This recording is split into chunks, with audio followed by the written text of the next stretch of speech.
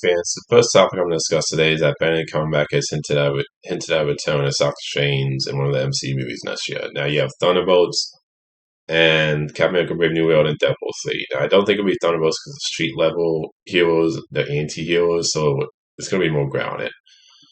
And then Captain America: Brave New World, those Captain America movies tend to be like spy political thrillers, again more grounded. Deadpool 3 makes more sense to me because Deadpool 3 is going to be dealing with the multiverse. And obviously, Doctor Strange 2 story in that movie was very much about the multiverse movie. And I feel like his massive powers would fit more of the wacky stuff that it sounds like is going to happen in Deadpool 3. So I feel like that would be, in my opinion, the best option when it comes to like guesses of which MCU movies talking about next year. Deadpool 3 would be my guess personally. The next thing I want to talk about is a Barbie director was announced that she's going to be directing at least two Narnia movies for Netflix. Now, I haven't seen her other works. So I can't really judge or whether she's the right choice or not based on her filmography. But when it comes to this news, I'm excited for this. I actually love the original Narnia movie. I enjoyed the sequels. They weren't as good as the first movie. I never read any of the books, so I don't know how accurate they are to the books. But the one thing that makes me worried about this, even though I'm intrigued and excited, is the fact that they're going to be Netflix movies. And Netflix has a really bad track record with original movies. I mean, they make a lot of great shows, but man, they miss with the movies way more than they hit. Like once in a while, they'll put out a movie I like or love. Most of the time, a lot of the movies on Netflix are crappy. So I really wish it was going to like a studio. It's going to be where they would put out in theaters, not a Netflix, not Netflix movies because the Netflix track record with films is really bad. I mean, I can definitely understand why they're doing new audio movies because it's a popular book series, and I feel like there's been enough of a gap between the last movie to try to do a new audio movie. But Netflix, I'm like, not the choice I would have picked. And no track record with movies, like I said, is really flimsy. So I'm excited, but at the same time, I'm really worried. Next thing I want to talk about is Zack Snyder's Rebel Moon appearance. This was this is his Star Wars R-rated idea that he pitched years ago when Disney bought Star Wars. And I thought this was interesting because you know what, you look at the images for this movie, you can kind of see it has a little bit of Star Wars in it with the visuals. And I'm personally really excited for Rebel Moon, even though I really hope, and this is like a criticism that I had towards Zack Snyder with a lot of his movies, is that he tends to at times focus way too much on the visuals of his movies and not enough on the story and characters. So I really hope this isn't one of those movies with Zack Snyder where visually it looks gorgeous, but the story and characters are just kind of like not that great. But I'm excited for this movie. I know you talked about also expanding the movie into a franchise, doing other movies, and I'll be definitely excited for that if it turns out to be a great movie. But I thought this was interesting that he pitched an already solid movie, and this is Rebel Moon is basically his already solid movie was going to be. And it makes sense why Disney passed on that because Star Wars isn't really known for to be an all-rated franchise, and I can't imagine Star Wars doing an all-rated movie. It's just that would be kind of weird to me. So I can definitely understand why they passed on the idea. But like I said, I just thought it was an interesting story, and you can definitely tell Rebel Moon a little. You can see a little bit of Star Wars in this movie.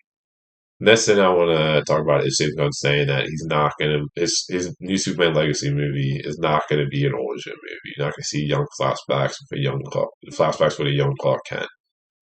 I'm so happy about this because we've seen Superman's origin story done twice in film. We saw it in the original Chris Reeve movie, Man of Steel. We don't need to see it again.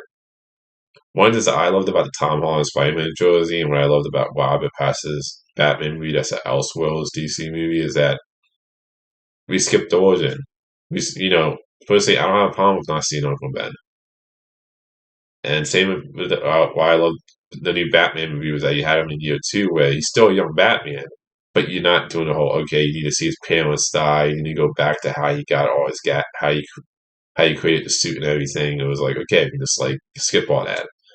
And that's how I feel like Superman. I'm like, there's some characters where I'm like, we don't need to see an origin story told more than twice. And even when they tell it a second time, at times, I feel like sometimes they try to change stuff, and it doesn't a lot of times work. I just feel like to me, there's only so much you can change by redoing an origin story, and I just feel like Superman has had his origin story told twice on film already. You've already done as much as you can with the origin story in film.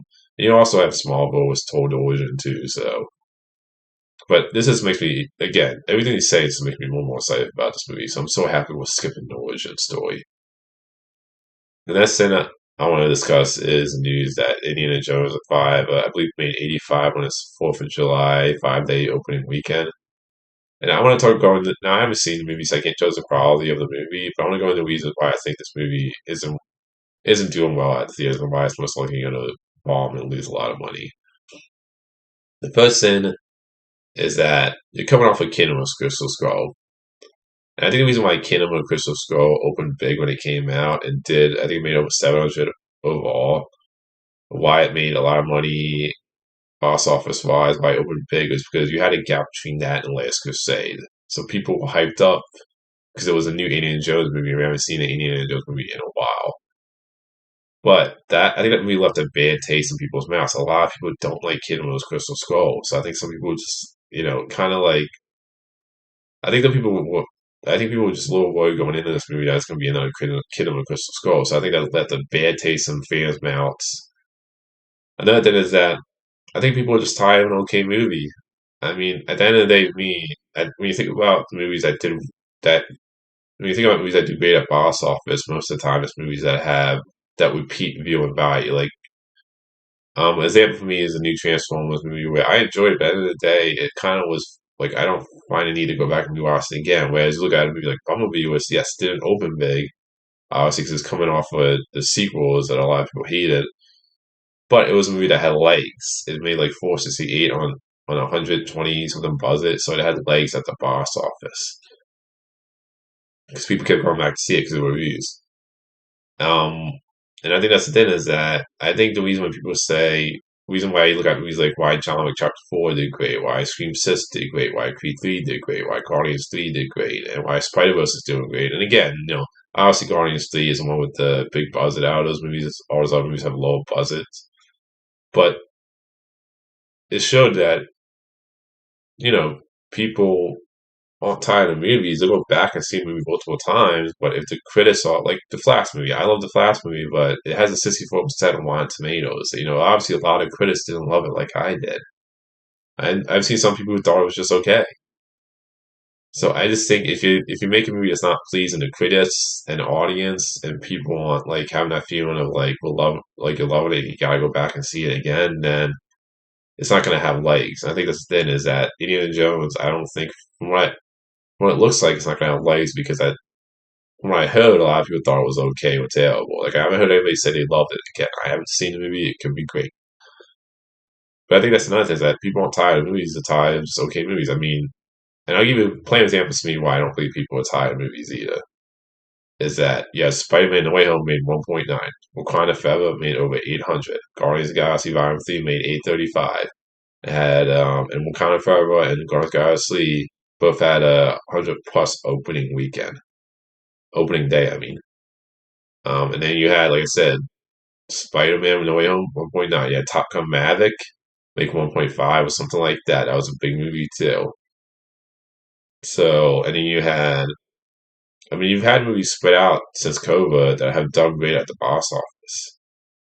You know, so to me, it's not about like people are tired of movies. I think people, and this is another thing. I think people are more picky about movies. I think that's the thing is that when you have a bunch of movies come out in a row in 1 month, I think people are picky about which movies to choose. And I think if you have a franchise where you're coming off like Indiana Jones coming off a bad movie, I think that people are more likely to pick a different movie than go for the one that's coming off of a bad movie.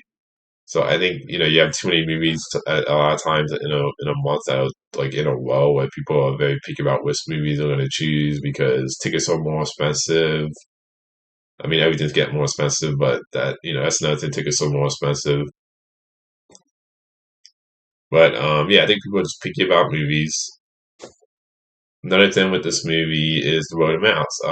I think the biggest thing that killed this buzz for this movie was the Cannes Festival, where that movie, when that movie appeared at Cannes Festival, it got missed in negative reviews. It premiered with a 50% exactly on Rotten Tomatoes, and I think that was a mistake showing it at that festival because unless you have a great movie, and look, I get Disney props. They were being bold there because obviously they believed in the movie when they showed it at Cannes Festival. But you better hope you get a great response from critics and audience coming out of that because that just killed the buzz, in my opinion. I think when people saw it, when it was exactly when they saw the Rotten Tomato score that was at 50% exactly. It was obviously it's going up to like 67 since it's been released to the world to see.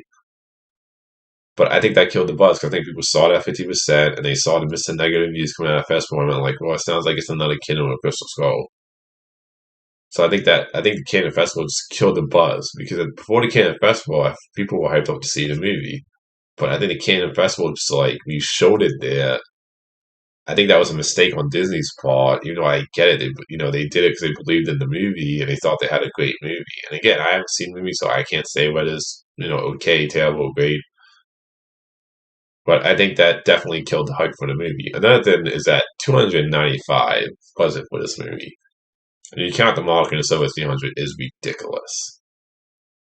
I mean, this is another thing with some of these movies, even with Transformers, with the newest one where it costs like 200 plus and you add on the marketing, is that to me, like the only franchises I see where you need to spend 200 plus for a budget is an Avengers movie or Avatar. Avengers because you have like a bunch of cast members and no event movies. Avengers and Avatar are like event movies, and also those movies have proven to make over a billion with 2 billion at the box office. So Indiana Jones, I'm like you go back to the original Indiana Jones movies. They were more lower budget movies. They weren't like extremely high budget movies. And I just think that I don't understand why you need to spend 295 over 300 on an Indiana Jones movie. I don't get that. It just to me that's just crazy to me. And even with Transformers, I mean, you had a Bumblebee movie that cost like 100 something, and then they decided to do a 200 plus Transformers movie. I'm just like, why? And with Indiana Jones, this is another reason with Indiana Jones. But I'm just like over 300 counting it all together is ridiculous.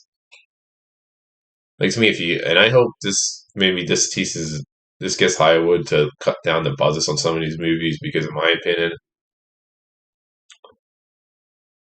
like look, I think like I said, I don't want studios just to like not make big budget movies anymore. But make sure you have a great movie if you're gonna have a big budget because this is a problem. You make an okay movie that isn't going to have legs at the box office that people are going to go back to constantly see again. That's going to you're making it hard for your movie to even make profit to make a good amount of money because it's just like you're putting it up to a point where it's just too high for it to waste. And that's the thing is this with Indiana Jones, you're just like this is crazy what the budget is. Like you can't. I just don't understand why you spend that much on this movie. And I'll be honest, if they someday they are going to reboot Indiana Jones, in my opinion, probably. I do think if you reboot Indiana Jones, you need to kind of, I would say, look at Prey as a great example of this. Is that go back to a small budget like the original Indiana Jones trilogy. These movies do not need to cost 295 or over 300 when you count the marketing. So those are my reasons. Again, I haven't seen the movies, before I know I could watch the movie and I end up thinking it's a great movie. But these are just my reasons without having seen the movie. My guess is for why, because every movie has reasons for why a movie didn't do well. And I also just think that look, you have every year you have movies that don't do well too. You know, you're not gonna have a. There's never been a year where you can say every movie did great at the box office. There's always gonna be some flops in a year. And I also think this shows how hard it is to make a great movie. I think it's very hard to make a great movie. I think people just want better movies now. I don't think they want just okay and this was fun, but I think people just want great movies now. I think it's just very hard to make a great movie. So those are my thoughts personally on the whole Indiana Jones Rise bomb at the box office.